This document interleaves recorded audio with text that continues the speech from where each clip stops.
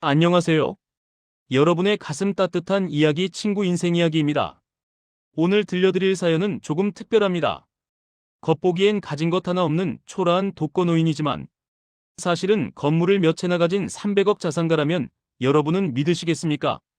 평생 국밥을 팔아모은 전 재산을 가장 의미 있는 곳에 기부하기 위해 스스로 호랑이 굴로 걸어 들어간 한 할머니의 통쾌하고도 가슴 저릿한 복수극.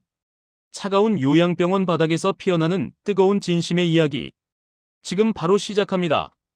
덜컹거리는 승합차의 낡은 서스펜션이 내 엉덩이 뼈를 타고 올라와 척추를 기분 나쁘게 울려댔다. 차창 밖으로 스쳐 지나가는 풍경은 서울의 화려한 빌딩 숲에서 점차 색이 바랜 회색빛 변두리로 변해가고 있었다. 나는 무릎 위에 올려둔 날띠 낡은 보따리를 습관처럼 두 팔로 꽉 껴안았다. 시큼한 땀 냄새와 묵은 먼지 냄새가 코끝을 스쳤지만 이 냄새야말로 지금 나를 지켜주는 유일한 갑옷이자 위장막이었다.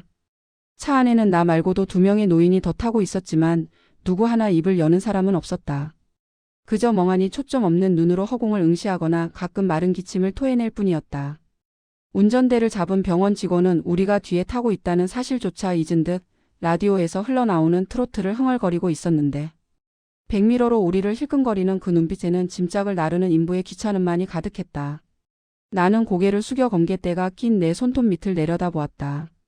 불과 며칠 전까지만 해도 300억 자산가 권말순 회장의 손이라며 은행 지점장들이 굽실거리고 악수 한번 하려 줄을 서던 손이었다. 하지만 지금 이 손은 영락없는 빈민가 독거노인의 그것이었다. 손등의 검버섯과 거칠게 일어난 큐티클 그리고 일부러 칠해둔 흙대가 내 위장을 완벽하게 만들어주고 있었다. 이 연극을 위해 나는 내 손으로 직접 국밥집 주방에서 쓰던 락스를 묻혀 손을 거칠게 만들었다. 이 정도 각오도 없이 호랑이 굴에 들어갈 수는 없는 노릇이었다. 차가 멈춰 선 곳은 경기도 외곽의 한적한 산자락 그곳에 흉물처럼 덩그러니 솟아있는 행복요양병원 앞이었다. 이름 한번 기가 막혔다. 행복이라니. 입구에 칠이 벗겨진 간판과 녹슨 철문에서는 행복은커녕 음산한 기운만이 감돌고 있었다. 차 문이 열리고 차가운 바람이 훅 끼쳐 들어왔다. 뼈마디가 시리다는 말이 절로 나오는 날씨였다. 나는 짐짓 다리가 불편한 척 한쪽 발을 질질 끌며 차에서 내렸다. 내리자마자 코를 찌르는 독한 소독약 냄새가 폐부 깊숙이 파고들었다. 그 냄새 밑바닥에는 희미하지만 분명한 냄새가 깔려 있었다. 그것은 늙음의 냄새였고 죽음이 유해된 자들이 내뿜는 체념의 악취였다. 평생 펄펄 끓는 육수 냄새와 깍두기 익는 냄새 속에서 살아온 내 코는 개코보다 예민했다. 이곳은 단순히 몸이 아픈 사람들을 치료하는 곳이 아니었다. 사회에서 쓸모없어진 늙은이들을 눈에 안 보이는 곳에 치워두는 쓰레기 하치장이나 다름없다는 직감이 들었다. 현관에서 튀어나온 여자는 지나치게 높은 톤으로 환영 인사를 건넸지만 그 목소리에는 영혼이 없었다. 수간호사 명찰을 단 눈매가 매서운 여자였다. 그녀는 입가에 기계적인 미소를 띠고 있었지만 눈은 전혀 웃고 있지 않았다. 그녀의 시선이 내 행색을 빠르게 훑어내렸다. 낡아빠진 몸빼바지 보풀이 잔뜩 일어난 가디건 그리고 테이프로 칭칭 감은 운동화. 그녀의 미간이 아주 미세하게 찌푸려지는 것을 나는 놓치지 않았다. 그녀에게 나는 돈이 되는 고객이 아니라 그저 처리해야 할 귀찮은 업무이자 냄새나는 폐기물일 뿐이었다. 나는 짐짓 어리숙한 표정을 지으며 허리를 구부정하게 숙였다. 내 평생 수천 명의 손님을 받아내며 국밥을 팔았다. 사람 눈빛만 봐도 그 속내가 훤히 들여다 보이는 법이다. 저 여자는 독사다. 먹잇감이 약해 보이면 가차없이 이빨을 드러낼 독사였다. 이번 수속을 밟기 위해 원장실로 안내되었다. 원장실은 병원 외관과는 딴판이었다. 푹신한 가죽 소파와 번쩍이는 자개 장식.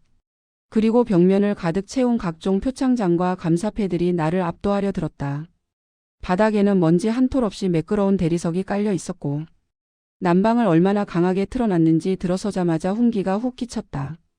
밖에 노인들은 추위에 떨고 있는데 원장실만 딴 세상인 게다. 책상 뒤에 앉아있던 원장이라는 작자가 서류를 뒤적이며 나를 쳐다보지도 않고 인적사항을 읊조렸다. 그의 목소리에는 건조함을 넘어선 경멸이 묻어 있었다. 그는 내가 내민 서류를 두 손가락으로 집어들었는데 마치 더러운 것이라도 만지는 듯한 태도였다. 나는 속으로 코웃음을 쳤다. 내 놈이 지금 만지고 있는 그 서류가 내 전부는 아니란다. 내가 깔고 앉은 이 병원 건물을 통째로 사고도 남을 돈이 내 통장에는 썩어나게 들어있다. 하지만 나는 입을 꾹 다물고 주눅든 노인 흉내를 냈다. 가진 게 없어 잘 부탁드린다는 내 떨리는 목소리에 원장이 그제야 고개를 들었다. 기름진 얼굴, 탐욕스럽게 번들거리는 입술, 그리고 뱀처럼 차가운 눈동자. 그는 의자 등받이에 거만하게 기대 앉으며 혀를 찼다. 이곳은 자선단체가 아니라 나라 지원금으로 근근히 운영되는 곳이라며 짐이 그게 다냐고 물어왔다. 그의 시선이 내가 가슴에 품고 있는 보따리에 꽂혔다. 나는 반사적으로 보따리를 더 세게 끌어안았다. 이 안에 든 것이 무엇인지 알면 내 놈은 기절 초풍하겠지. 300억 자산의 증거들, 내 평생의 피와 땀이 서린 통장과 인감도장. 그리고 건물 권리증들이 꼬질꼬질한 손바지 속에 꿰매져 있다는 걸 상상이나 하겠나. 옷가지라고 둘러대는 내 말에 원장은 냄새나게 생겼으니 빨아서 오지 그랬냐며 비아냥거렸다. 그리고는 수간호사를 불러 나를 6인실로 처박아 버리라고 지시했다. 마치 파리떼를 쫓는 듯한 그 손짓 하나에 내 가슴속 깊은 곳에서 뜨거운 불덩이가 치밀어 올랐다. 내가 국밥집을 할 때 술 취해 행패 부리는 건달 놈들에게도 이런 모욕은 당해본 적이 없었다. 내 돈 300억이면 내 놈 따위는 내 발밑에 무릎 꿇리고 평생 국밥 그릇이나 닦게 만들 수 있다. 하지만 참아야 했다. 아직은 아니다. 나는 내가 평생을 바쳐 모은 이 막대한 재산을 허투루 쓰고 싶지 않았다. 진짜 도움이 필요한 곳 내 돈이 헛되이 쓰이지 않고 정말 불쌍하고 힘없는 사람들을 위해 쓸 곳을 찾기 위해 이 연극을 시작한 것이다. 수간호사의 손에 이끌려 복도로 나왔다. 복도는 길고 어두웠다. 천장의 형광등은 수명을 다해가는지 쉴 새 없이 깜빡거렸고 바닥의 리놀륨은 곳곳이 찢겨져 시멘트 바닥이 드러나 있었다. 양옆으로 늘어선 병실 문들이 마치 감옥의 철창처럼 느껴졌다. 열린 문틈으로 보이는 병실 풍경은 처참했다. 앙상하게 마른 노인들이 링거줄에 매달린 채 시체처럼 누워 있었고 어디선가 악취가 진동했다. 기저귀를 제때 갈아주지 않아 나는 지린내였다. 내 국밥집 화장실도 이것보다는 깨끗했을 것이다. 수간호사는 내 귀에 대고 이곳의 규칙을 속사포처럼 쏘아붙였다. 식사 시간 외 간식 금지, 밤 9시 이후 소등, 그리고 쓸데없이 호출벨을 누르지 말라는 경고였다. 간호사들 바쁜데 엄살 부리면 쫓겨난다는 협박도 잊지 않았다. 엄살이라니. 늙고 병든 몸이 아픈 게 엄살이라니. 나는 대꾸도 하지 않고 고개만 끄덕였다. 그녀는 나를 복도 끝 구석진 병실로 밀어 넣었다. 6인실이었다. 아니 말이 6인실이지, 창고나 다름없는 좁은 방에 침대 6개를 억지로 구겨 넣은 닭장 같은 곳이었다. 창문이라고는 손바닥만 한 환기창 하나가 전부였고 그마저도 북쪽으로 나 있어 햇빛 한 줌 들어오지 않았다. 냉기가 뼛속까지 스며들었다. 보일러를 끈 지 오래된 것 같았다. 내 자리는 문 바로 옆, 찬바람이 제일 먼저 들이닥치는 최악의 자리였다. 침대 매트리스는 꺼질 대로 꺼져서 스프링이 등에 배길 정도였고 베개에서는 누군가가 흘린 침 냄새와 머릿기름 냄새가 섞여 역겨운 냄새가 났다. 나는 짐을 풀기 위해 침대 위에 앉았다. 엉덩이가 닿자마자 차가운 냉기에 몸서리가 쳐졌다. 옆 침대 할머니가 쿨럭거리며 힘겹게 고개를 돌려 나를 쳐다보았다. 백발이 성성하고 얼굴 가죽이 해골에 달라붙은 듯 마른 노인이었다. 그녀의 눈은 퀭했지만 그 깊은 곳에는 어떤 절박함이 서려 있었다. 새로 왔냐고 묻는 그녀의 목소리는 모기 소리처럼 작았다. 나는 고개를 끄덕이며 보따리를 침대 밑에 밀어 넣으려 했다. 그녀는 이곳이 춥다고, 아주 춥다고 중얼거렸다. 밤이 되면 더 춥다고, 이불을 2개 덮어도 소용없다고 했다. 할머니는 말을 잇지 못하고 다시 기침을 토해냈다. 나는 그녀의 앙상한 어깨 위로 얇은 담요가 위태롭게 덮여 있는 것을 보았다. 저 얇은 천 쪼가리 하나로 이 냉고를 견디고 있다니. 내 집 안방 장롱에 쌓여있는 최고급 극세사 이불과 거위털 이불들이 떠올라 가슴이 먹먹해졌다. 돈이 있어도 쓸 수 없는 지금 나는 그녀와 똑같은 처지였다. 짐을 대충 정리하고 나니 저녁 식사 시간이 되었다. 배식 카트가 덜덜거리며 복도를 지나가는 소리가 들렸다. 밥 냄새가 났지만 구수한 밥 냄새가 아니라 쩐내 나는 밥 냄새였다. 곧이어 앳된 얼굴의 간호조무사 하나가 식판을 들고 병실로 들어왔다. 내 앞에 놓인 식판을 내려다보는 순간 나는 헛웃음이 나올 뻔했다. 식어 빠진 밥방 공기 건더기라곤 찾아볼 수 없는 멀건 된장국, 말라 비틀어진 멸치볶음 몇 개. 그리고 시어 터진 김치 조각. 이게 전부였다. 이걸 먹고 살라는 건가? 아니 이건 죽으라고 주는 밥상이었다. 국밥 한 그릇에도 고기를 듬뿍 얹고 깍두기는 아삭해야 하며 국물은 입천장이 데일 정도로 뜨거워야 한다고 믿어온 나였다. 손님에게 내놓는 음식은 곧 내 얼굴이고 내 자존심이었다. 그런데 이 병원은 노인들의 생명을 담보로 장난질을 치고 있었다. 국가에서 지원받는 식대 보조금은 다 어디로 빼돌리고 개밥만도 못한 이딴 걸 내놓는단 말인가. 숟가락을 들었지만 손이 떨려 국을 뜰 수가 없었다. 맞은편 침대의 할머니는 그마저도 감지덕지한 듯 허겁지겁 숟가락을 놀리고 있었다. 밥알이 입가에 묻어도 닦을 생각도 못한 채 마치 며칠 굶은 짐승처럼 먹어 치우는 모습을 보니 눈물이 핑 돌았다.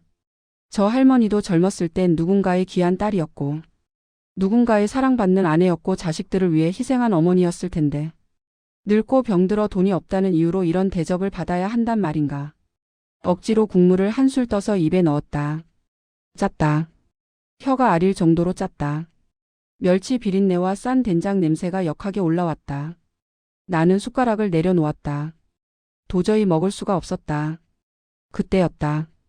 아까 식판을 날라다 준 앳된 간호조무사가 걱정스러운 눈빛으로 나를 보고 있었다. 명찰에는 김영이라는 이름이 적혀 있었다. 맑고 투명한 눈동자 아직 세상에 때가 묻지 않은 듯한 순박한 얼굴이었다.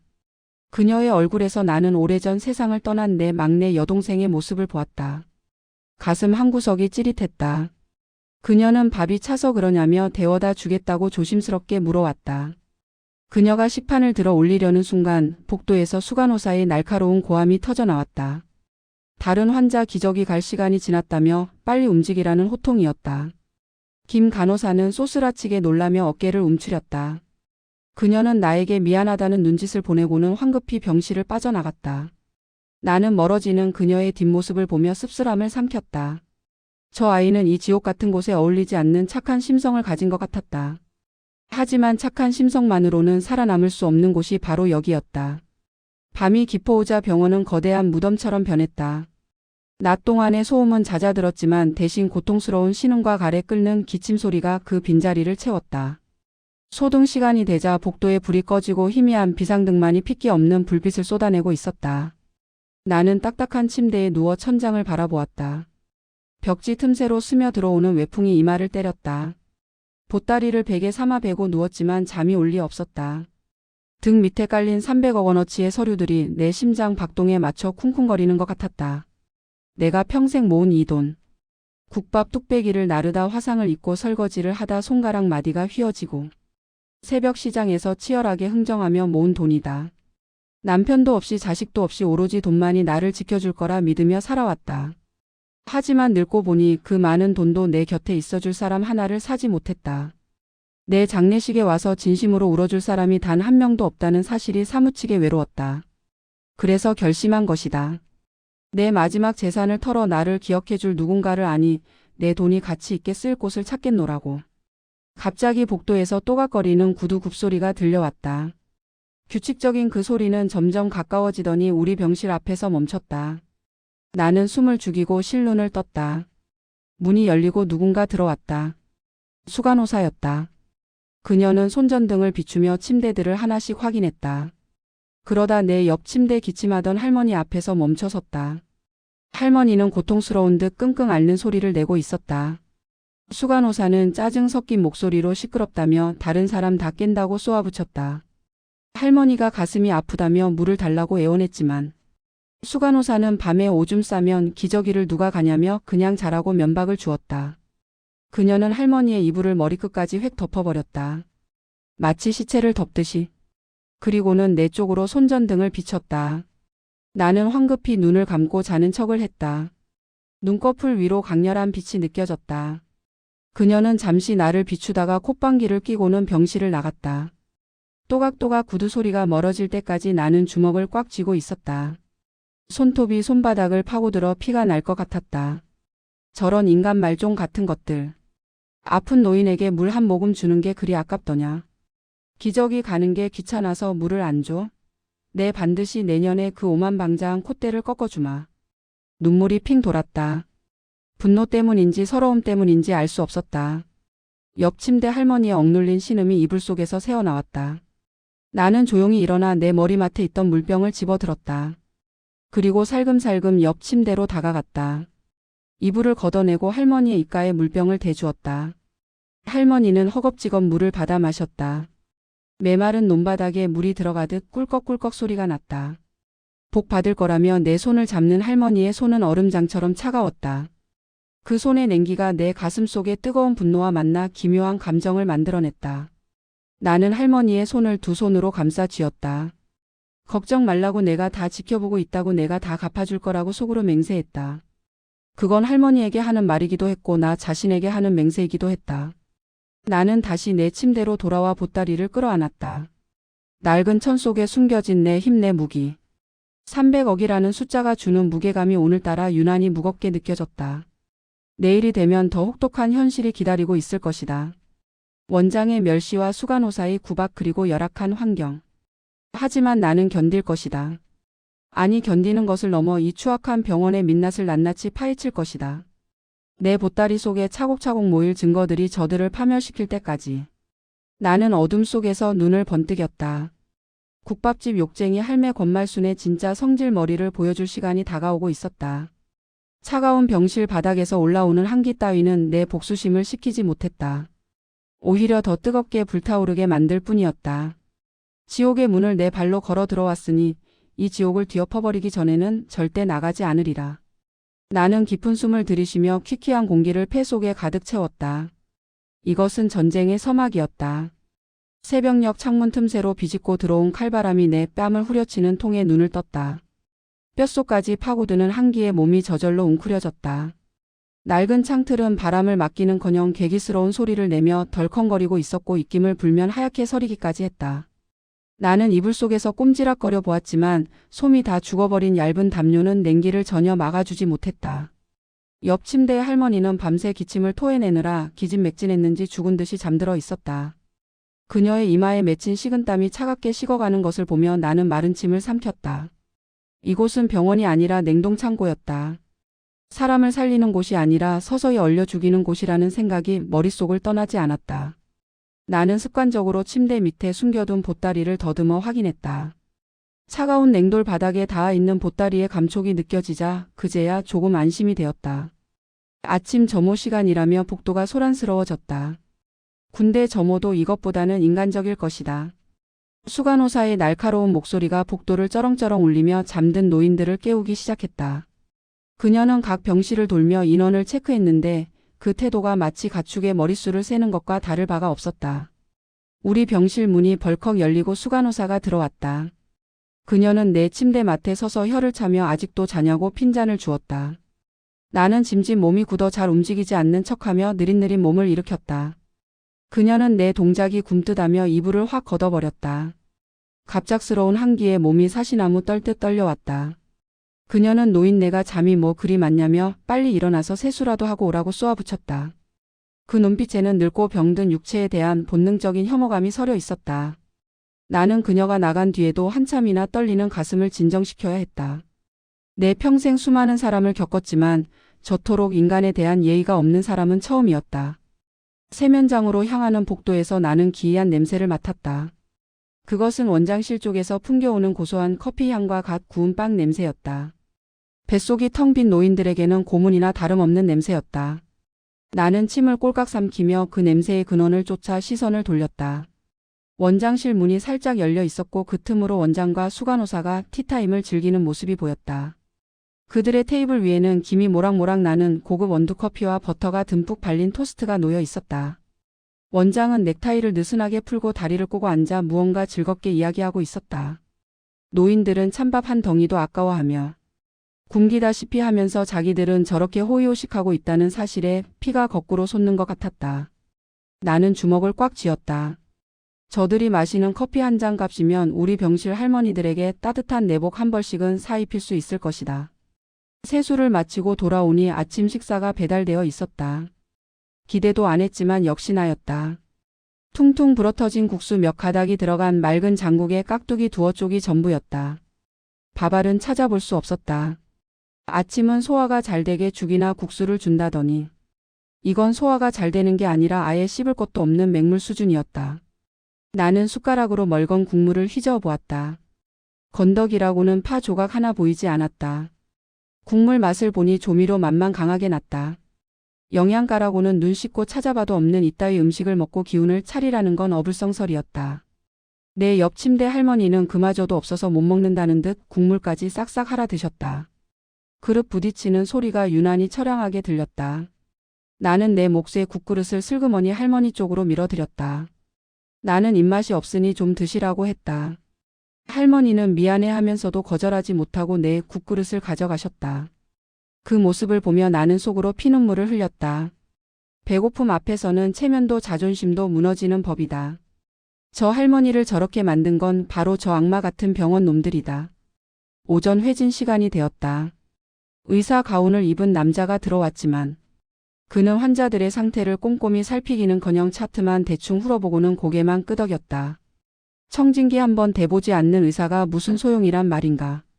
그는 내 침대 앞에 서서 차트를 보더니 그냥 노안이라며 별다른 처방도 없이 지나치려 했다. 내가 무릎이 쑤시고 머리가 아프다고 호소하자 그는 귀찮다는 듯 진통제나 좀 더 처방해 주라고 간호사에게 지시하고는 황급히 병실을 나갔다. 환자의 고통에는 전혀 관심이 없고 오로지 건수 올리기에만 급급한 돌팔이 의사 같으니라고. 내 병원 재단이 설립되면 저런 놈들부터 싹 다 물갈이를 해야겠다고 다짐했다. 점심때가 지나자 병원이 또 한바탕 뒤집혔다. 원장이 직접 복도로 나와 직원들을 진두지휘하며 대청소를 시키기 시작한 것이다. 복도 바닥을 왁스로 닦고 냄새나는 환자들을 목욕시키라는 불호령이 떨어졌다. 나는 무슨 일인가 싶어 귀를 기울였다. 원장의 목소리가 들려왔다. 이번 주말에 오신다는 그 300억 기부자 회장님 방문 준비를 철저히 하라는 것이었다. 병원 이미지가 중요하다며 냄새나고 보기 흉한 환자들은 눈에 안 띄는 구석방으로 옮기라고 지시했다. 나는 헛웃음이 나왔다. 그 회장님이 바로 코앞에서 이 꼴을 다 지켜보고 있는 줄도 모르고 쇼를 준비하고 있구나. 내 놈이 아무리 거치장을 해도 썩은 내는 감출 수 없는 법이다. 수간호사가 우리 병실로 들어와 나와 옆 침대 할머니를 가리키며 짐을 싸라고 했다. VIP 손님이 오시는데 이 병실을 보여주면 안 된다며 창고 옆 제일 구석진 방으로 옮기라는 것이었다. 나는 기가 찼다. 멀쩡한 병실 놔두고 왜 하필 창고 옆방이냐고 따지고 싶었지만 꾹 참았다. 힘없는 노인네가 무슨 힘이 있겠나. 나는 주섬주섬 보따리를 챙겨 들었다. 수간호사는 내 보따리를 보더니 인상을 찌푸리며 그 지저분한 건 좀 버리면 안 되냐고 핀잔을 주었다. 나는 내 목숨보다 소중한 거라며 보따리를 품에 안았다. 그녀는 혀를 차며 나를 창고 옆방으로 안내했다. 그곳은 햇빛은커녕 전등도 제대로 들어오지 않는 곰팡이 투성이의 방이었다. 습기가 차서 벽지가 눅눅했고 바닥에서는 냉기가 올라왔다. 이런 곳에 사람을 몰아넣다니 고려장이 따로 없었다. 짐을 풀고 있는데 김 간호사가 몰래 들어왔다. 그녀의 손에는 핫팩 2개가 들려 있었다. 그녀는 주위를 살피더니 내 손에 핫팩을 쥐어주었다. 여기가 많이 춥죠? 이거라도 좀 하고 계세요. 원장님 몰래 가져온 거라 들키면 안 돼요. 그녀의 따뜻한 마음 씀씀이에 얼어붙었던 가슴이 녹아내리는 것 같았다. 나는 고맙다고 말하며 그녀의 손을 잡았다. 거칠어진 내 손을 잡은 그녀의 손은 따뜻하고 부드러웠다. 그녀는 내 옆 침대 할머니에게도 핫팩을 쥐어주고는 이불을 꼼꼼히 덮어주었다. 할머니 편안하게 계세요. 제가 자주 들여다볼게요. 그녀의 목소리는 천사의 속삭임처럼 들렸다. 이 지옥 같은 곳에도 저런 희망의 등불이 있다는 것이 나를 버티게 하는 힘이었다. 그날 밤 나는 잠을 이루지 못하고 뒤척였다. 배가 고파서가 아니었다. 분노 때문이었다. 낮에 원장이 했던 말이 귓가에 맴돌았다. 냄새나는 환자들은 치워버리라는 그 말. 평생을 치열하게 살아온 우리 노인들을 그저 쓰레기 취급하는 그 태도를 도저히 용서할 수 없었다. 나는 어둠 속에서 수첩을 꺼냈다. 그리고 오늘 겪은 모든 일을 낱낱이 기록했다. 원장의 호화로운 티타임, 부실한 식사, 엉터리 회진, 그리고 환자들을 짐짝 취급하며 강제 이동시킨 일까지. 글씨를 쓰는 내 손에 힘이 들어갔다. 볼펜 심이 종이를 찢을듯이 꾹꾹 눌렀었다. 이 기록들이 모여 내 놈의 목을 조이는 올가미가 될 것이다. 새벽 2시쯤 되었을까? 복도에서 부스럭거리는 소리가 들렸다. 나는 숨을 죽이고 문 쪽을 주시했다. 누군가 조심스럽게 복도를 지나가고 있었다. 발소리를 죽이려 애쓰는 기색이 역력했다. 나는 호기심이 발동해 살금살금 문을 열고 밖을 내다보았다. 복도 끝 탕비실 쪽으로 사라지는 그림자가 보였다. 체격으로 보아 원장이 분명했다. 이 시간에 원장이 왜 병원에 남아 있는 걸까? 그리고 왜 저렇게 도둑고양이처럼 행동하는 걸까? 나는 직감적으로 수상한 냄새를 맡았다. 나는 맨발로 복도를 걸어 탕비실 쪽으로 다가갔다. 차가운 바닥의 냉기가 발바닥을 찔렀지만 신경 쓸 겨를이 없었다.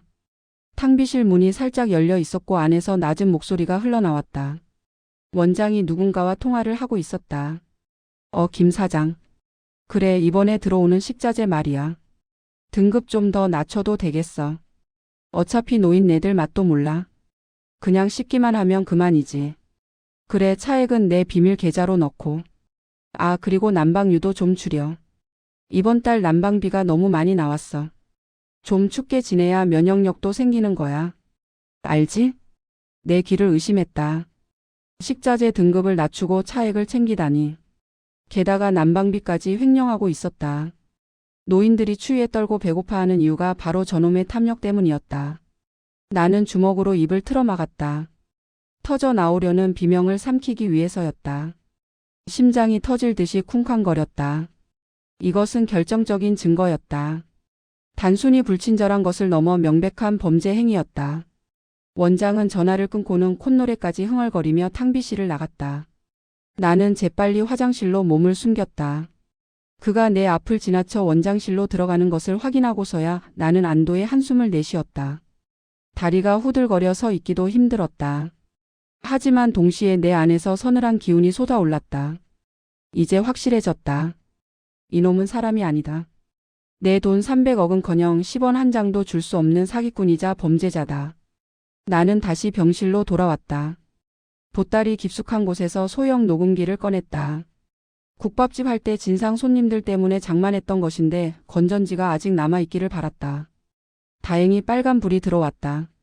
내일부터는 이 녹음기가 내 귀가 되어줄 것이다. 원장의 그 더러운 입에서 나오는 모든 말을 기록할 것이다. 그리고 김 간호사에게도 이 사실을 알려야 할지 고민이 되었다. 그녀가 다치지 않게 하려면 신중해야 했다. 하지만 혼자서는 벅찰 수도 있다. 일단은 나 혼자 증거를 모으기로 결심했다. 다시 아침이 밝아오고 있었다. 창밖은 여전히 잿빛이었지만 내 눈빛만은 형형하게 빛나고 있었다. 어제까지만 해도 나는 그저 무력한 독거노인이었지만 이제 나는 사냥꾼이 되었다. 300억 국밥 할매의 진짜 실력을 보여줄 때가 왔다. 원장, 내 놈이 그렇게 기다리는 기부 천사가 실은 저승사자라는 걸 곧 알게 해주마. 나는 앙상한 주먹을 불끈 쥐며 차가운 새벽 공기를 깊이 들이마셨다. 가슴 속에서 뜨거운 국밥 국물처럼 열정이 끓어올랐다. 이제 시작이다. 새벽의 푸르스름한 어둠이 채 가시기도 전 나는 이불 속에서 바스락거리며 움직이기 시작했다. 옆 침대 할머니의 고른 숨소리가 들려오는 것을 확인한. 나는 보따리 깊숙한 곳에서 꺼낸 소형 녹음기를 만지작거렸다. 손바닥만 하니 검은 기계 덩어리가 내 유일한 무기이자 방패였다. 나는 손바지 허리춤 안쪽에 작은 주머니를 꿰매기 시작했다. 침침한 눈을 비비며 바늘귀에 실을 꿰느라 몇 번이나 헛손질을 했지만 내 손끝의 감각만은 살아있었다. 국밥집 주방에서 수만 번 행주를 꿰매고 앞치마를 수선하던 그 솜씨였다. 한 땀 한 땀 바늘을 찌를 때마다 나는 다짐했다. 이 바늘로 내 놈들의 더러운 입을 꿰매버리고 저지른 죄악들을 낱낱이 엮어 세상에 까발리겠노라고. 녹음기가 들어갈 자리가 완성되자 나는 기계를 집어넣고 매무새를 만져보았다. 겉으로 보기엔 펑퍼짐한 몸빼바지 주름에 가려져 전혀 티가 나지 않았다. 붉게 빛나는 녹음 버튼의 위치를 손가락으로 몇 번이고 확인하며 나는 비장한 숨을 내쉬었다. 이것은 단순한 녹음기가 아니라 내 분노를 담을 그릇이었다. 날이 밝자마자 병원은 또다시 전쟁터가 되었다. 다가오는 주말 예정된 300억 기부 독지가의 방문을 대비한다는 명목하에 보여주기식 대청소가 한창이었다. 인부들이 들이닥쳐 복도 벽의 금간 곳을 대충 시멘트로 메우고 그 위에 싼 페인트를 덧칠하고 있었다. 역한 페인트 냄새가 병동을 가득 채워 숨쉬기조차 힘들 지경이었지만 창문을 열어 환기할 생각은 아무도 하지 않았다. 페인트 냄새가 곰팡이 냄새와 섞여 머리가 지끈거렸다. 나는 마스크도 없이 그 독한 냄새를 들이마시며 기침을 해대는 노인들을 보았다. 그들의 폐가 병들어가는 소리가 내 귀에는 천둥 소리처럼 들렸다. 원장은 안전모를 쓰고 현장을 지휘하며 고래고래 소리를 질렀다. 저기 저 얼룩 좀 제대로 지우라며 VIP가 오시는데 먼지 한 톨 보여선 안 된다고 닥달이었다. 정작 중요한 환자들의 위생 상태나 건강은 안중에도 없고 오로지 건물의 거치장에만 혈안이 되어 있는 꼴이 가소롭기 짝이 없었다. 점심시간 직전 원장이 우리들이 쫓겨난 창고 옆 구석방으로 들이닥쳤다. 그는 코를 막으며 방 안을 훑어보더니 인상을 잔뜩 찌푸렸다. 여기 냄새가 왜 이렇게 심하냐며 환기 좀 시키라고 소리쳤지만 이 방에는 환기할 창문조차 없다는 사실을 그는 알지 못했다. 아니 알면서도 모른 척하는 것이리라. 그는 내 침대 쪽으로 다가와 발끝으로 내 보따리를 툭 쳤다. 아직도 이 거지 같은 걸 끼고 있냐며. 핀잔을 주는 그의 목소리가 내 허리춤에 숨겨진 녹음기에 고스란히 빨려 들어갔다. 나는 속으로 쾌재를 불렀다. 더 짖어라. 더 심하게 모욕하고 더 악랄하게 굴어라. 그 모든 것이 내 놈의 목을 조이는 밧줄이 될 테니. 나는 짐짓 겁먹은 척 몸을 움츠리며 죄송하다고 중얼거렸다. 원장은 혀를 차며 이번 주말에는 절대로 방 밖으로 나오지 말라고 엄포를 놓았다. 그 귀하신 회장님 눈에 띄면 병원 이미지 망친다면서 말이다. 그 회장님이 바로 눈앞에 있는 줄은 꿈에도 모르는 멍청한 놈. 나는 고개를 조아리며 네 알겠다고 대답했지만 내 눈빛만은 서늘하게 그를 노려보고 있었다. 점심 식사가 나왔지만 역시나 개밥만도 못한 수준이었다. 그런데 복도 쪽이 시끌시끌해서 내다보니 기가 막힌 광경이 펼쳐지고 있었다. 병원 로비 한쪽에 뷔페식 테이블이 차려지고 있었는데 그 위에는 윤기가 자르르 흐르는 갈비찜이며 잡채며 각종 과일들이 모형으로 진열되고 있었다. 기부 행사 때 보여줄 홍보용 식단 샘플이라고 했다.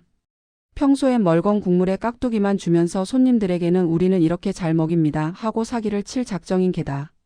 지나가던 치매 할머니 한 분이 그 모형 음식이 진짜인 줄 알고 손을 뻗었다가 수간호사에게 손등을 세게 맞았다. 더러운 손으로 어딜 만지냐며 노인네가 노망이 들었으면 곱게 있지. 식탐만 남았냐고 막말을 퍼붓는 수간호사의 목소리도 내 녹음기에 선명하게 기록되었다. 그 할머니는 맞은 손등을 감싸 쥐고 아이처럼 엉엉 울었다. 나는 뛰쳐나가 수간호사의 머리채를 잡고 싶은 충동을 억누르며 주먹을 꽉 쥐었다. 지금 나서면 모든 게 수포가 된다. 참아야 한다. 참아야 한다. 내 손톱이 손바닥을 파고들어 피가 맺힐 지경이었다.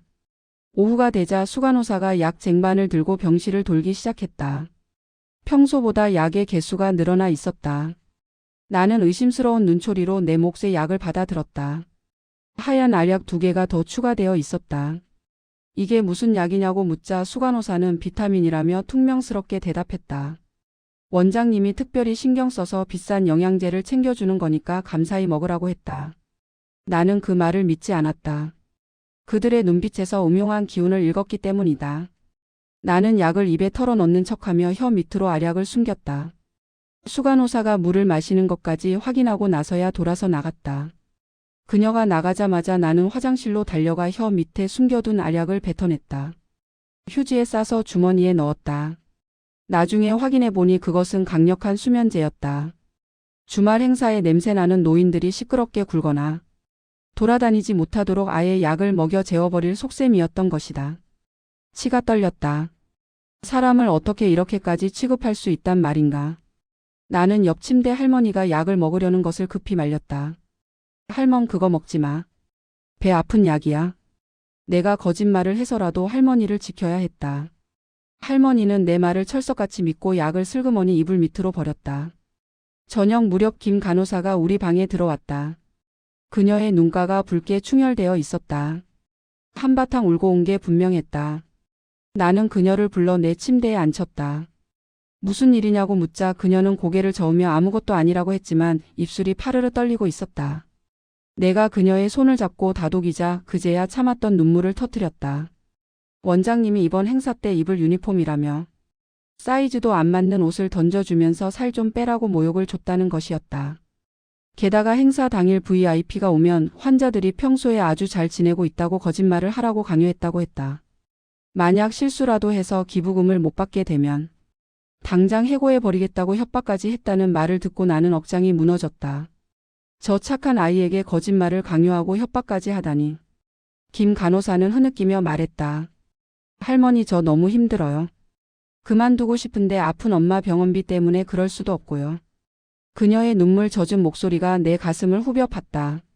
나는 말없이 그녀의 등을 토닥여 주었다. 걱정 마라 아가야. 내 눈에서 눈물 나게 한 놈들 내가 피눈물 흘리게 해줄 테니. 나는 그녀 몰래 주머니 속 녹음기를 꽉 움켜쥐었다. 밤이 깊어지자 병원 안은 정막에 휩싸였다. 나는 잠든 김 간호사의 얼굴을 잠시 바라보다가 복도로 나갔다. 복도 끝 원장실에서는 여전히 불빛이 새어나오고 있었다. 나는 까치발을 들고 원장실 문 앞으로 다가갔다. 안에서는 원장과 수간호사의 웃음소리가 들려왔다.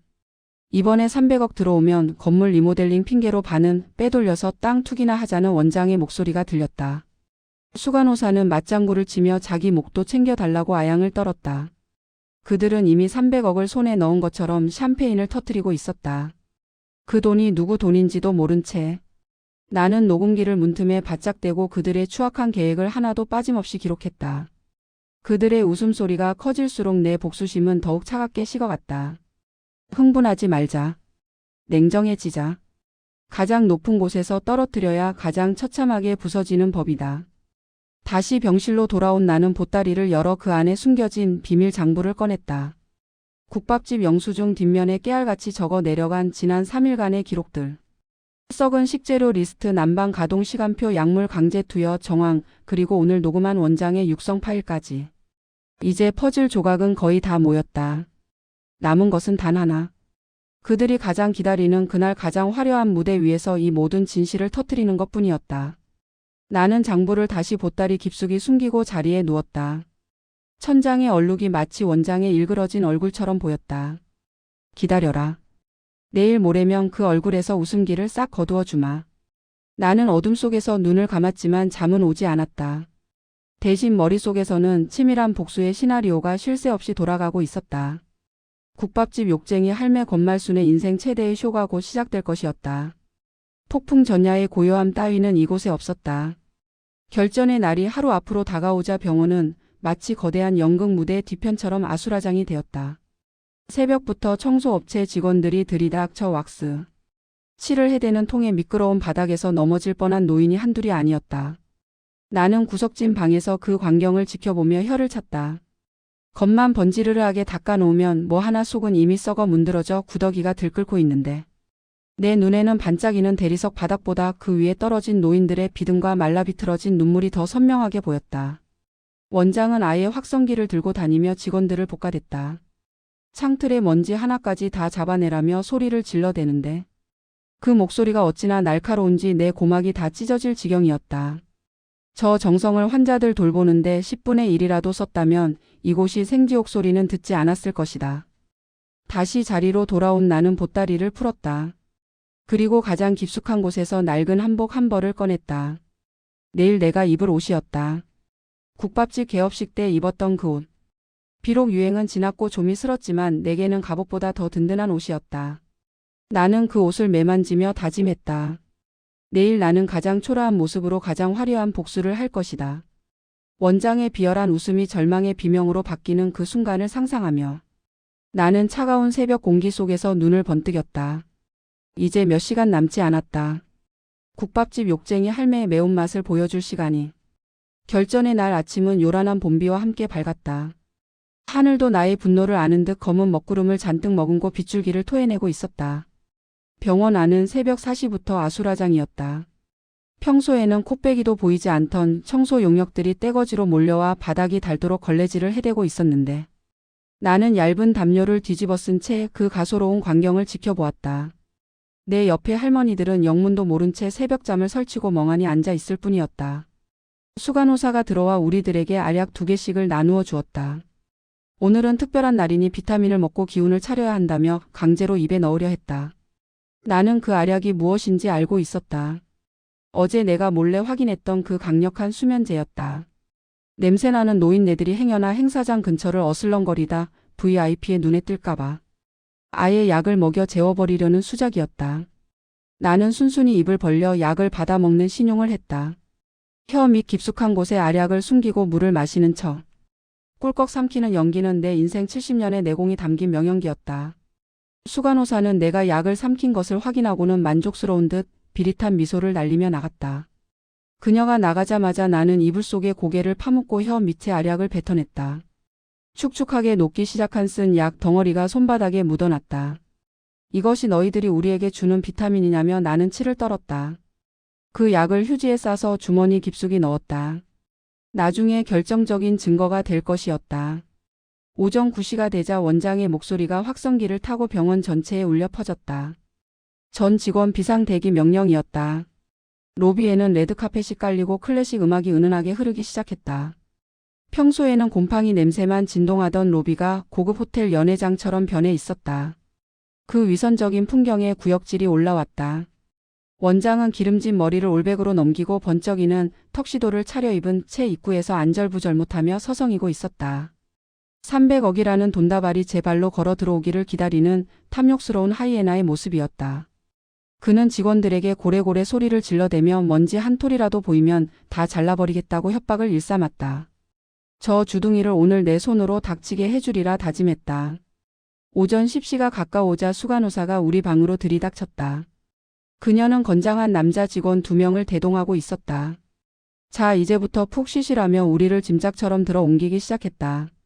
우리가 끌려간 곳은 병원 건물 제일 구석진 곳에 있는 지하 창고였다.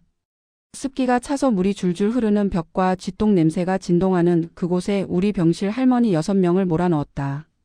밖에서 철커덕하고 자물쇠 잠그는 소리가 들렸다. 감금이었다. 명백한 불법 감금. 옆에 있던 치매 할머니가 무섭다며 울음을 터뜨렸지만 아무도 들을 수 없는 곳이었다. 나는 할머니의 손을 꼭 잡고 달래주었다. 걱정 말라고 이제 곧 나갈 수 있다고 속삭였지만 내 속은 시커멓게 타들어가고 있었다. 이 추악한 인간들이 과연 사람인지 의심스러웠다. 창고 안은 냉동고처럼 추웠다. 나는 보따리 안에서 낡은 내복을 꺼내 할머니들에게 입혔다. 그리고 내 가슴에 품고 있던 비장의 무기들을 다시 한번 점검했다. 소형 녹음기 비리 장부 수면제 알약 그리고 내 진짜 신분증과 300억 잔고가 찍힌 통장. 이 모든 것이 내 몸빼바지 춤 속에 숨겨져 있었다. 시간은 더디게 흘렀다. 밖에서는 팡파르 소리가 들려왔다. 행사가 시작된 모양이었다. 원장이 마이크를 잡고 내뱉는 가증스러운 환영사가 희미하게 들려왔다. 자신들은 어르신들을 제 부모님처럼 모시고 있다며 사랑과 정성으로 섬기는 이곳에 귀한 발걸음을 해주신 여러분을 환영한다는 뻔뻔한 거짓말이었다. 나는 헛웃음을 터뜨렸다. 부모님처럼 모신다는 게 지하 창고에 가둬놓고 수면제를 먹이는 짓거리라니. 내 분노가 임계점을 넘어 폭발하기 직전이었다. 그때였다. 창고 문 밖에서 달그락거리는 소리가 들렸다. 누군가 자물쇠를 만지작거리고 있었다. 긴장감에 숨을 죽이고 문을 노려보았다. 끼익 하는 소리와 함께 무거운 철문이 열렸다. 그곳에는 김 간호사가 서 있었다. 그녀의 얼굴은 눈물 범벅이었고 손에는 펜치가 들려 있었다. 그녀가 떨리는 목소리로 얼른 나가시라고 제가 책임질 테니 이대로 계시면 안 된다며 울먹였다. 그녀는 자신의 안위보다 우리를 걱정해 위험을 무릅쓰고 문을 따준 것이었다. 나는 그녀의 손을 꽉 잡았다. 고맙다고 정말 고맙다고. 하지만 책임은 내가 진다며 너는 아무 걱정 말고 뒤따라오기만 하라고 다독였다. 나는 비틀거리는 할머니들을 김 간호사에게 부탁하고 혼자 로비 쪽으로 발걸음을 옮겼다. 내 발걸음은 더 이상 힘없는 노인의 것이 아니었다. 전장을 향해 돌진하는 장수의 발걸음이었다. 로비로 가는 복도는 텅 비어 있었다. 모두 행사장에 모여 있는 탓이었다. 나는 화장실에 들러 꼬질꼬질한 얼굴을 씻어냈다. 그리고 보따리에서 꺼낸 내 국밥집 개업식 한복을 정갈하게 차려입었다. 비록 유행 지난 촌스러운 색깔이었지만 그 옷에는 내 50년 인생의 자부심이 서려 있었다. 머리를 빗어 넘기고 옷매무새를 다듬었다. 거울 속에 비친 내 눈빛이 형형하게 빛나고 있었다. 자 가자 권말순. 가서 저 썩어빠진 판을 뒤집어 엎어라. 행사장 입구에 도착하니 안에서는 원장의 연설이 한창이었다. 그는 아직 오지 않은 나를 기다리며 시간을 끌고 있었다. 권말순 회장님께서 곧 도착하실 예정이라며. 워낙 검소하고 훌륭한 분이라 조용히 오시는 모양이라고 너스레를 떨었다. 나는 그 꼴을 비웃으며 행사장 문을 벌컥 열어 젖혔다. 쾅하는 소리와 함께 수백 개의 시선이 나에게 꽂혔다. 원장은 말을 멈추고 멍하니 나를 쳐다보았다. 화려한 연회장에 뜬금없이 나타난 촌스러운 한복 차림의 할머니. 사람들은 저 할머니가 누구냐며 환자가 아니냐고 수군거리기 시작했다. 수간호사가 기겁을 하며 달려왔다. 그녀는 미쳤냐며 당장 나가라고 내 팔을 거칠게 잡아 끌었다. 나는 그녀의 팔을 거세게 뿌리치며 쩌렁쩌렁한 목소리로 이거 놓으라고 내 발로 왔다고 호통을 쳤다. 내 목소리에 힘이 실려 있었다. 평소에 주눅든 목소리가 아니었다. 원장이 마이크에 대고 경비를 부르며 저 미친 노인네를 당장 끌어내라고 소리쳤다. 분명히 창고에 처박아두라고 했는데 왜 나왔냐는 그의 본심이 마이크를 타고 행사장에 울려 퍼졌다. 그 순간 장내가 술렁거렸다. 창고에 처박아두다니. 아차 싶은 원장이 입을 틀어막았지만 이미 엎어진 물이었다. 나는 단상 앞으로 걸어 나갔다. 낡은 고무신 소리가 붉은 카펫 위에서 둔탁하게 울렸다. 경비원들이 달려들었지만 나는 품 안에서 무언가를 꺼내 높이 치켜들었다. 그것은 내 명함과 인감 도장이었다. 똑똑히 보라고 내가 바로 너희들이 그렇게 기다리던 권말순이라고 외쳤다. 내 외침에 원장의 얼굴이 사색이 되었다. 그럴 리가 없다며 저 거지가 회장님일 리가 없다고 말도 안 된다며 그는 부정하고 싶었을 것이다. 자신이 발로 차고 모욕했던 그 냄새나는 노인이 300억 자산가라는 사실을 믿고 싶지 않았을 것이다. 나는 단상 위로 올라가 원장의 손에서 마이크를 뺏어 들었다. 마이크가 끽 하는 소음을 냈다. 나는 좌중을 둘러보며 말했다. 나는 오늘 이 병원에 300억을 기부하러 온 것이 아니라 이 병원의 추악한 실체를 고발하러 왔다고 선언했다. 내 말에 기자들이 플래시를 터뜨리기 시작했다. 원장은 안 된다며 나를 밀쳐내려 했다. 하지만 나는 버티고 서서 주머니에서 녹음기를 꺼내 마이크에 갖다 댔다. 스피커를 통해 원장의 목소리가 행사장에 울려 퍼졌다. 식자재 등급을 낮추고 차액은 비밀 계좌로 넣으라는 목소리, 난방비를 줄여서 얼어 죽든 말든 내버려 두라는 목소리. 그리고 300억이 들어오면 반은 빼돌려서 땅 투기나 하자는 목소리까지. 그 적나라한 육성이 울려 퍼지자 장내는 충격의 도가니에 빠졌다. 기부 행사에 온 내빈들은 입을 다물지 못했고 기자들은 미친 듯이 셔터를 눌러댔다. 원장은 다리에 힘이 풀려 주저앉았다. 그는 이건 조작이라며 모함이라고 저 할망구가 치매라서 헛소리하는 거라고 발악했다. 하지만 나는 멈추지 않고 비리 장부를 꺼내 기자들에게 뿌렸다.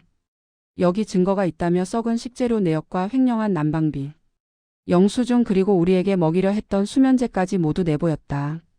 내가 증거물들을 하나하나 들어 보일 때마다 원장의 숨통은 점점 조여들었다. 수간호사가 도망치려 뒷문으로 슬금슬금 물러나는 것이 보였다. 나는 마이크를 잡고 그녀를 향해 거기 서라고 호통쳤다. 내가 한 짓도 여기 다 들어있다며 환자들을 짐승 취급하고 폭행한 죄를 내가 다 뒤집었을 셈이냐고 일갈했다. 그녀는 얼어붙은 듯 멈춰섰고 사람들의 싸늘한 시선이 그녀에게 꽂혔다. 그때 행사장 밖에서 사이렌 소리가 들려왔다. 내가 미리 변호사를 통해 연락해둔 경찰들이었다. 경찰들이 들이닥치자 원장은 개구멍이라도 찾으려는 듯 단상 밑으로 기어 들어갔다. 꼴싸 나온 최후였다. 경찰들이 원장과 수간호사에게 수갑을 채웠다. 원장은 끌려가면서도 나를 향해 두고 보자며 내 변호사가 널 가만 안 둘 거라고 저주를 퍼부었다. 나는 그를 향해 차갑게 웃어주며 내 변호사는 김앤장 출신인데 내 변호사는 누구냐고 속으로 비웃어 주었다. 그는 꿀 먹은 벙어리가 되어 끌려나갔다. 소란이 진정되고 나는 다시 마이크를 잡았다. 행사장 구석에서 떨고 있는 김 간호사가 보였다. 나는 그녀를 불렀다. 김영희 간호사 이리 올라오라고 손짓했다. 그녀는 쭈뼛거리며 단상 위로 올라왔다. 나는 그녀의 손을 잡고 높이 들어 올렸다. 오늘부터 이 병원의 주인은 나라며 하지만 운영은 이 김영희 간호사가 맡을 거라고 선언했다. 가장 낮은 곳에서 환자들의 눈물을 닦아주던 이 사람이야말로 진짜 원장이 될 자격이 있다고 말했다. 내 선언에 김 간호사는 놀라서 눈만 껌뻑였고 사람들의 박수가 터져 나왔다. 가식적인 박수가 아니었다. 진심에서 우러나오는 뜨거운 박수였다. 나는 지하 창고에 갇혀있던 할머니들을 모셔오게 했다. 겁에 질려있던 할머니들이 밝은 행사장으로 나오자 나는 달려가 그들을 안아주었다.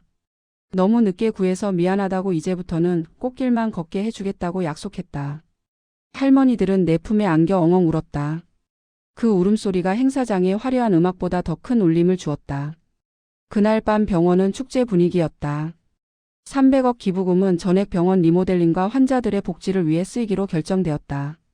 나는 5성급 호텔 뷔페를 불러 환자들에게 대접했다. 평생 깍두기 국물만 마시던 노인들이 갈비를 뜯으며 행복해하는 모습을 보며 나는 비로소 웃을 수 있었다. 소주 한 잔이 간절했다. 나는 국밥집 보따리를 풀었다. 그 안에는 다 쓴 녹음기와 낡은 수첩만이 덩그러니 남아 있었다. 하지만 그것은 빈 보따리가 아니었다. 사람의 마음을 채운 가장 꽉 찬 보따리였다. 나는 창가에 서서 비가 그친 밤하늘을 바라보았다. 먹구름이 물러가고 달이 환하게 떠 있었다. 내 인생의 황혼기도 저 달처럼 밝게 빛나기를 바랐다. 이제 나는 더 이상 외로운 독거노인이 아니었다. 수많은 가족이 생긴 진짜 부자였다. 300억보다 더 값진 사람을 얻었으니 이보다 더 남는 장사가 어디 있겠는가. 국밥집 욕쟁이 할매 권말순 오늘 장사 참 잘했다. 나는 스스로를 다독이며 깊어가는 밤의 정취를 만끽했다. 따뜻한 봄바람이 창문 틈으로 들어와 내 땀 젖은 이마를 식혀주었다. 그것은 자유의 바람이었고 정의의 바람이었다.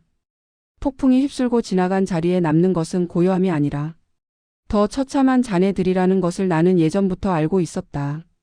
화려했던 기부 행사와 통쾌한 복수극이 끝난 다음 날.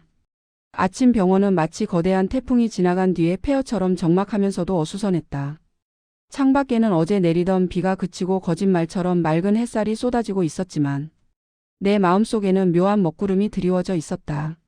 지난밤 5성급 호텔 뷔페 음식을 먹으며 아이처럼 좋아하던 노인들의 웃음소리가 귓가에 맴돌았지만 현실은 냉혹했다. 원장과 수간호사가 경찰차에 실려가고 난 뒤 남겨진 것은 텅 빈 행정실과 산더미처럼 쌓인 미지급 고지서들. 그리고 무엇을 어떻게 해야 할지 몰라 우왕좌왕하는 직원들의 불안한 눈빛뿐이었다.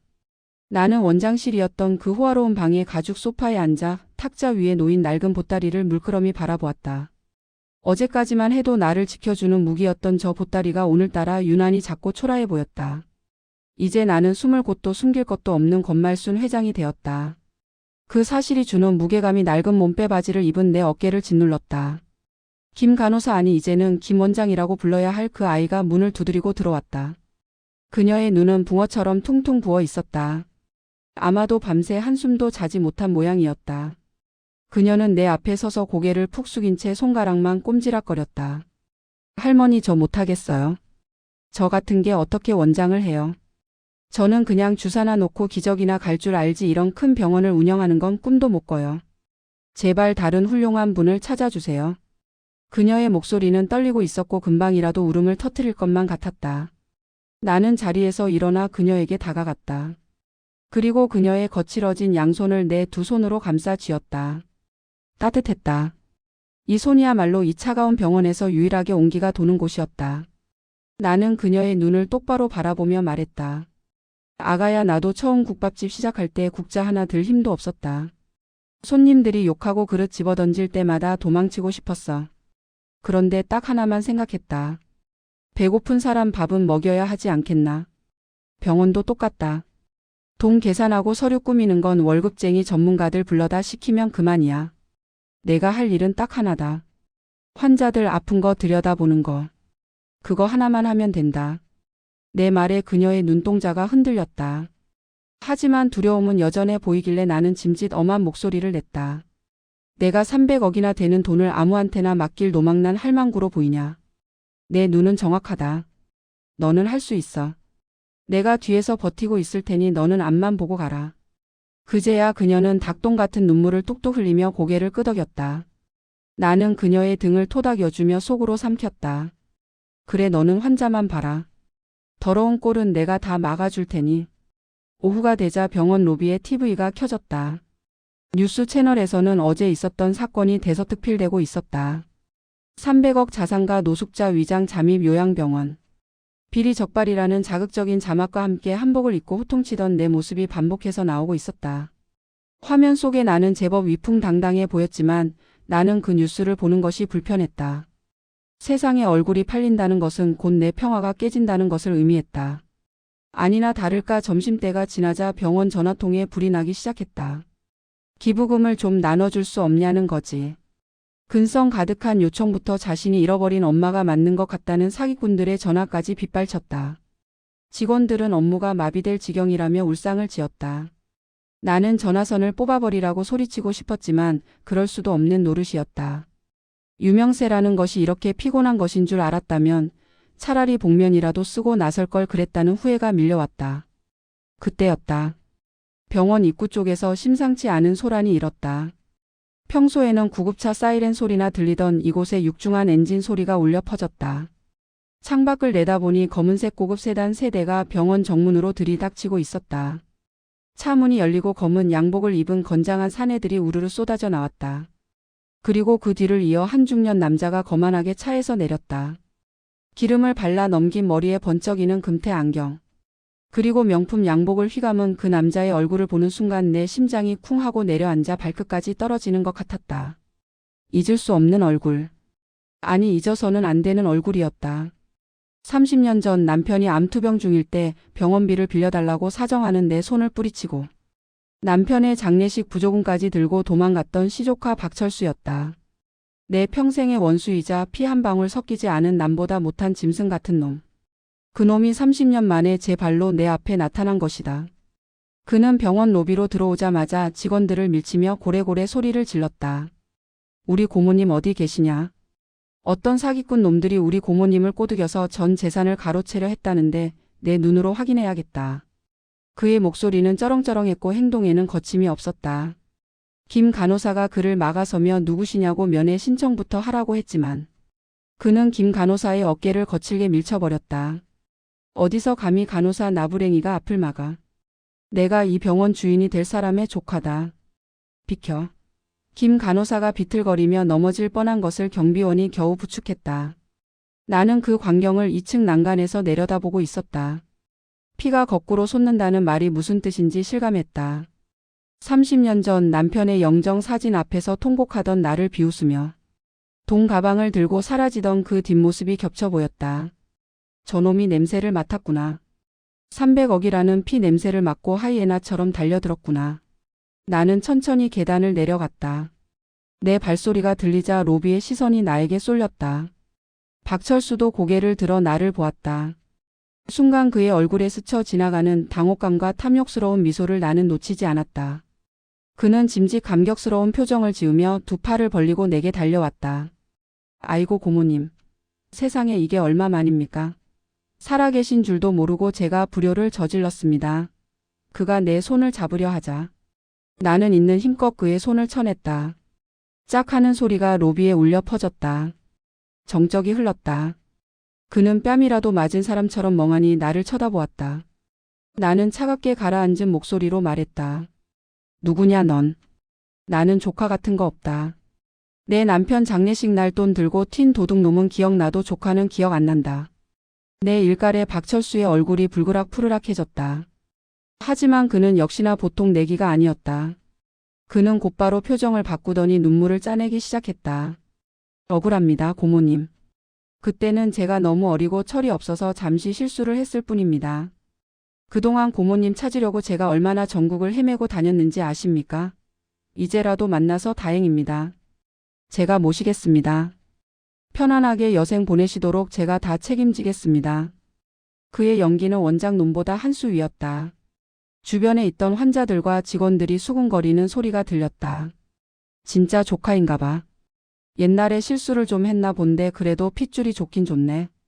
늙으면 가족밖에 없다더니. 사람들의 여론이 미묘하게 흔들리는 것이 느껴졌다. 저 교활한 놈은 그것을 노리고 공개적인 장소에서 쇼를 하고 있는 것이다. 나는 코웃음을 쳤다. 책임? 내가 나를 책임져? 300억이 탐나서 달려온 주제에 어디서 혓바닥을 놀려. 당장 내 눈앞에서 꺼져라. 내 돈은 이미 이 병원에 다 기부했다. 너한테 줄 콩고물은 10원 한 장 없으니 헛물켜지 말고 가라. 나는 단호하게 못 박았다. 그러자 박철수의 눈빛이 매섭게 변했다. 그는 품 안에서 서류 봉투 하나를 꺼내 흔들었다. 기부요? 천만에요. 그 기부는 무효입니다. 여기 진단서 보이십니까? 고모님은 심각한 치매를 앓고 계십니다. 정상적인 판단 능력이 없는 상태에서 작성된 기부 약정서는 법적으로 아무 효력이 없습니다. 내가 고모님의 유일한 법적 보호자로서 이 기부를 전면 백지화하고 고모님의 재산 관리권은 제가 가져가겠습니다. 치매라니. 나는 말문이 막혔다.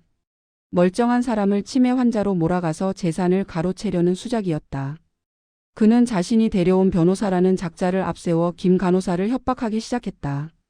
당신이 고모님의 심신미약 상태를 이용해서 재산을 갈취하려 한 정황이 포착됐소. 감금 및 유인 약취 혐의로 고소할 테니 감옥 갈 준비나 해. 김 간호사는 공포에 질려 파랗게 질린 채 바들바들 떨고 있었다.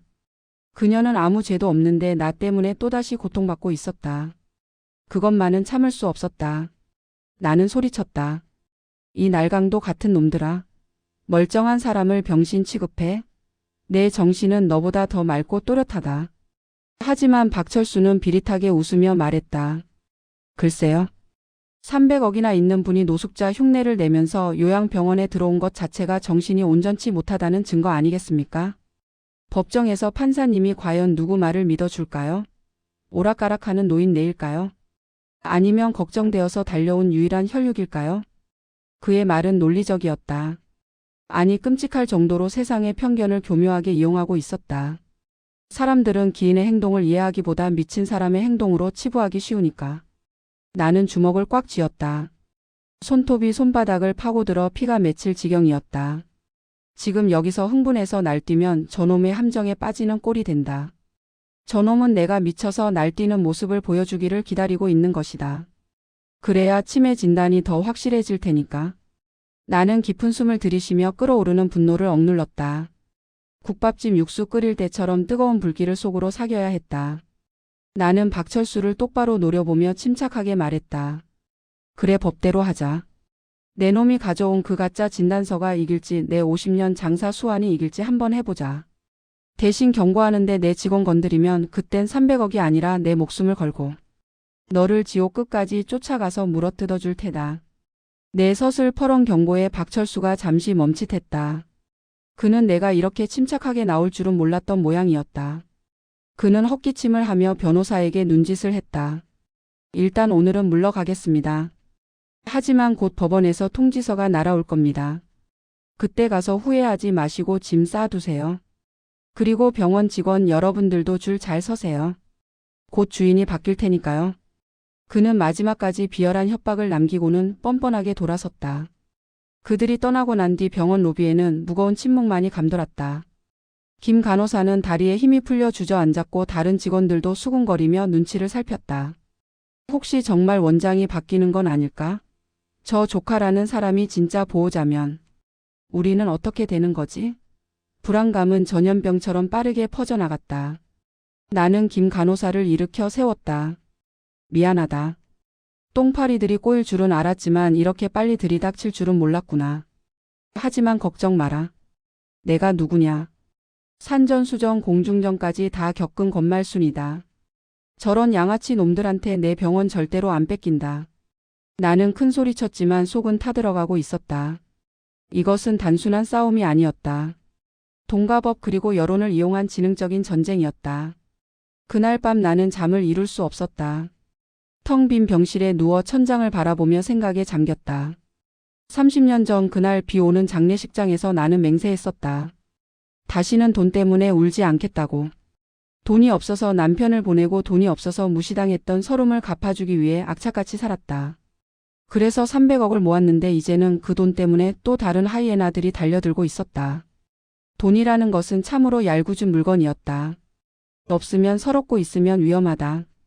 하지만 이제는 지켜야 할 것이 생겼다. 김 간호사의 선한 눈망울 그리고 갈비찜을 먹으며 웃던 노인들의 얼굴.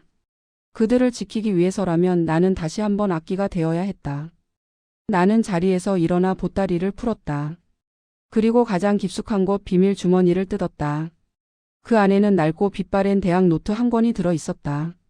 사람들은 내가 무식한 국밥집 할매인 줄 알지만 나는 기록의 힘을 믿는 사람이었다. 이 노트에는 지난 50년간 나를 거쳐간 모든 사람의 행적이 적혀 있었다. 떼먹힌 외상가 거래처 사장들의 약점. 그리고 30년 전 박철수가 훔쳐간 돈의 일련 번호가 적힌 은행 전표 사본까지. 나는 이 낡은 장부를 쓰다듬었다. 박철수 내놈이 법을 들먹인다면 나는 팩트로 승부해주마. 내놈이 과거에 저지른 죄악들이 얼마나 더러운지 세상에 낱낱이 까발려주마. 새벽 공기가 차가웠다. 나는 창가에 서서 어둠 속에 잠긴 병원 정문을 내려다보았다. 저 문 밖에는 나를 노리는 적들이 득실거리고 있었다. 하지만 두렵지 않았다. 내 등 뒤에는 내가 지켜야 할 사람들이 잠들어 있었다. 호랑이 굴에 들어가도 정신만 차리면 산다고 했다. 아니, 나는 호랑이 굴을 내 집으로 만든 여자다. 박철수, 내 놈이 제 발로 지옥불에 뛰어들었구나. 나는 앙상한 주먹을 불끈 쥐었다. 내일 날이 밝으면 나는 변호사를 부를 것이다. 대한민국에서 제일 독하고 질긴 놈으로. 그리고 내 재산 300억을 이용해 할 수 있는 모든 방법을 동원해 저놈들을 처절하게 응징할 것이다. 2라운드에 공이 울렸다. 이번 싸움은 국밥 국물보다 더 뜨겁고 더 맵고 더 질길 것이다. 나는 어둠 속에서 서늘하게 미소 지었다. 감히 누굴 건드려. 국밥집 욕쟁이 할매의 진짜 무서움을 보여줄 시간이었다. 아침 대바람부터 병원 정문 앞이 시끄러웠다. 창문을 열어보니 가관이었다. 박철수 그놈이 돈으로 매수한 것이 분명한 알바생 10수명이 피켓을 들고 시위를 벌이고 있었다. 치매 노인 등쳐먹는 악덕 간호사 구속하라, 조카에게 유산. 상속권 보장하라 따위의 문구가 적힌 붉은 피켓들이 병원 입구를 가로막고 있었다. 그들은 확성기를 틀어놓고 장송곡을 내보내며 병원 분위기를 초상집으로 만들고 있었다. 지나가는 동네 사람들은 혀를 차며 손가락질을 해댔다. 저 병원 좋은 일 하는 줄 알았더니 노인네 꼬드겨서 재산 가로챈 거였어. 역시 세상에 공짜는 없어. 수군거리는 소리가 바람을 타고 2층 원장실까지 날아들었다. 나는 블라인드 틈으로 그 광경을 내려다보며 이를 갈았다. 여론몰이. 저놈은 아주 전형적이고도 치졸한 방법으로 우리의 숨통을 조여오고 있었다. 단순히 법적인 싸움이 아니라 사람들의 입을 통해 김 간호사를 사회적으로 매장시키려는 수작이었다. 김 간호사는 창백하게 질린 얼굴로 내게 다가와 인터넷 기사를 보여주었다. 300억 기부의 진실, 간호사의 두 얼굴이라는 제목의 기사 아래에는 악플이 수천 개가 달려 있었다. 김 간호사를 마녀로 몰아가는 댓글들을 보며 그녀의 손은 사시나무 떨듯 떨리고 있었다. 나는 김 간호사의 손에서 스마트폰을 빼서 뒤집어 놓았다. 이런 쓰레기 같은 글들 볼 필요 없다. 똥이 무서워서 피하냐, 더러워서 피하지. 하지만 이제는 피할 수도 없다면 치워버려야지. 나는 결심을 굳히고 주머니에서 폴더폰을 꺼냈다. 내 주거래 은행 지점장에게 전화를 걸었다. 300억을 예치해둔 VIP 고객의 전화에 지점장은 한달음에 전화를 받았다. 나는 단도직입적으로 말했다. 대한민국에서 제일 독하고 돈 밝히는 변호사 하나 소개해라. 도덕심 따위는 필요 없다. 이기기 위해서라면 지옥 끝까지라도 쫓아가서 상대방의 뼈를 발라버릴 수 있는 상어 같은 놈으로. 지점장은 당황한 듯 했지만 내 서슬퍼런 목소리에 곧바로 알겠다며 연락을 취하겠다고 했다. 나는 전화를 끊고 보따리를 다시 열었다. 전쟁에는 군자금과 전략이 필요한 법. 내 보따리 속에는 그 두 가지가 모두 들어 있었다. 오후가 되자 검은색 세단 한 대가 시위대를 뚫고 병원 안으로 들어왔다. 내가 부른 변호사 최 변호사였다. 그는 말끔한 이탈리아산 슈트를 입고 날카로운 눈매를 번뜩이며 원장실로 들어왔다. 그는 내 꼬질꼬질한 행색을 보고도 눈 하나 깜짝하지 않았다. 오직 탁자 위에 놓인 통장과 내 눈빛만을 보고 나를 판단하는 진짜 프로였다. 나는 그에게 상황을 설명하고 박철수가 내민 치매 진단서가 조작되었음을 입증해달라고 했다. 그리고 내 낡은 장부를 그에게 건넸다. 여기 박철수가 30년 전 내 돈을 훔쳐 달아난 날짜와 금액. 그리고 그 돈으로 도박판을 전전했던 기록들이 있다. 이걸로 놈의 도덕성을 공격하고 유산 상속 자격을 박탈시킬 수 있겠나. 최 변호사는 장부를 훑어보더니 입꼬리를 비틀어 올렸다. 회장님, 이거면 충분합니다. 아니, 차고 넘칩니다. 상속 결격 사유는 물론이고 과거 횡령 혐의로 역고소도 가능하겠는데요. 아주 재미있는 싸움이 되겠습니다. 하지만 박철수도 가만히 당하고만 있지는 않았다. 그날 저녁 병원 식당으로 식자재를 납품하던 트럭이 병원 입구에서 되돌아가는 사태가 발생했다. 박철수가 법원에 낸 직무집행 정지 가처분 신청이 받아들여지지는 않았지만 그가 공급업체 사장들에게 전화를 돌려 병원 망할 거라고 협박을 해놓은 탓이었다. 겁을 먹은 업체들이 외상 거래를 끊고 물건 공급을 중단해버린 것이다. 저녁 지을 쌀이 떨어졌다는 조리장의 다급한 보고를 받고 김 간호사는 발을 동동 굴렀다. 당장 오늘 저녁 어르신들 밥상이 문제였다. 박철수는 밖에서 확성기로 떠들어댔다. 능력 없는 간호사가 병원을 맡으니 환자들이 굶고 있다며 당장 경영권을 넘기라고 소리쳤다. 병원 안의 노인들은 불안해하며 술렁였다. 밥도 안 준다니 정말 망하는 거 아니냐며 짐을 싸려는 사람도 있었다. 나는 자리에서 벌떡 일어났다. 감히 밥줄을 끊어? 국밥 장사 50년 한 권말순 앞에서 밥장난을 쳐? 나는 김 간호사에게 내 개인 카드를 쥐어주며 소리쳤다. 당장 마트로 가서 쌀이고 고기고 닥치는 대로 다 사와라. 트럭을 대절해서라도 꽉꽉 채워와. 돈은 내가 낸다. 300억이 묶여도 내 개인 금고에는 현찰이 썩어나게 있다. 그리고 조리장에게는 오늘 저녁 메뉴를 소고기 전골로 바꾸라고 지시했다. 밥이 끊기기는커녕 더 잘 먹여서 저놈의 콧대를 눌러주마. 김 간호사는 내 기세에 눌려 눈물을 닦고 급히 마트로 달려갔다. 나는 창문을 열고 밖을 내다보았다. 박철수가 득의양양한 표정으로 시위대와 낄낄거리며 도시락을 까먹고 있었다. 그래 많이 먹어둬라. 그게 내 놈의 마지막 만찬이 될 테니까. 밤이 깊어지자 병원 식당에서는 고소한 냄새가 진동했다. 최상급 한우를 듬뿍 넣은 전골이 보글보글 끓고 있었다. 불안해하던 노인들도 밥상에 고기가 올라오자 언제 그랬냐는 듯 환한 미소를 지으며 식사를 했다. 나는 그 모습을 보며 쓴웃음을 지었다. 역시 사람 마음을 잡는 건 100마디 말보다 따뜻한 밥 한 끼다. 그때 최 변호사에게서 전화가 왔다. 회장님, 박철수 씨 딜을 좀 캤는데 재미있는 게 나왔습니다. 그 친구 최근에 불법 도박으로 사채를 30억이나 썼더군요. 빚쟁이들에게 쫓기고 있어서 이번 소송에 목숨을 걸고 있는 겁니다. 급한 놈이 실수를 하는 법이죠. 내일 법원에서 첫 신문 기일이 잡혔습니다. 회장님이 직접 나오셔서 그 장부의 내용을 증언해 주셔야겠습니다. 나는 전화를 끊고 어두운 창밖을 응시했다. 박철수 그놈은 단순히 욕심 때문에 온 게 아니었다. 벼랑 끝에 몰려서 내 돈을 동아줄로 생각하고 온 것이다. 하지만 썩은 동아줄을 잡은 건 바로 너다. 나는 벽에 걸린 거울을 보며 옷매무새를 다듬었다. 내일은 한복이 아니라 정장을 입어야겠다. 국밥집 할매가 아니라 주식회사 행복요양병원 이사장 권말순으로서 법정에 설 것이다. 그리고 내 놈의 추악한 가면을 판사 앞에서 갈기갈기 찢어주마. 그때 병원 정문 쪽에서 쾅 하는 굉음이 들렸다. 깜짝 놀라 내다보니 박철수가 술에 취해 자신의 차로 병원 철문을 들이받고 있었다. 문 좀 열어. 내 돈 내놔. 이 도둑년들아. 그는 이성을 잃고 발악하고 있었다. 사채업자들의 압박을 견디다 못해 행패를 부리는 것이었다. 경비원들이 달려가고 경찰차가 사이렌을 울리며 다가왔다. 나는 그 광경을 차갑게 지켜보았다.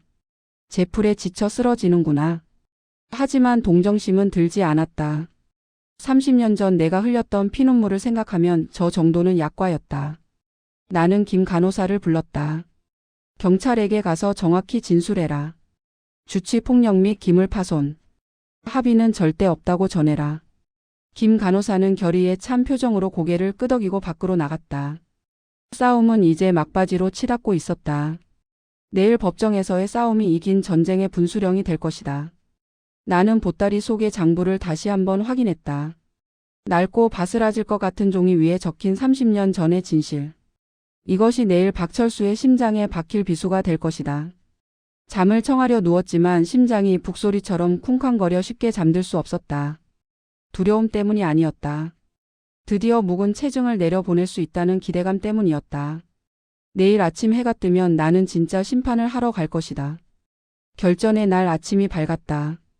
나는 장롱 깊숙한 곳에서 30년 전 남편의 장례식 때 입었던 검은색 정장을 꺼내 입었다.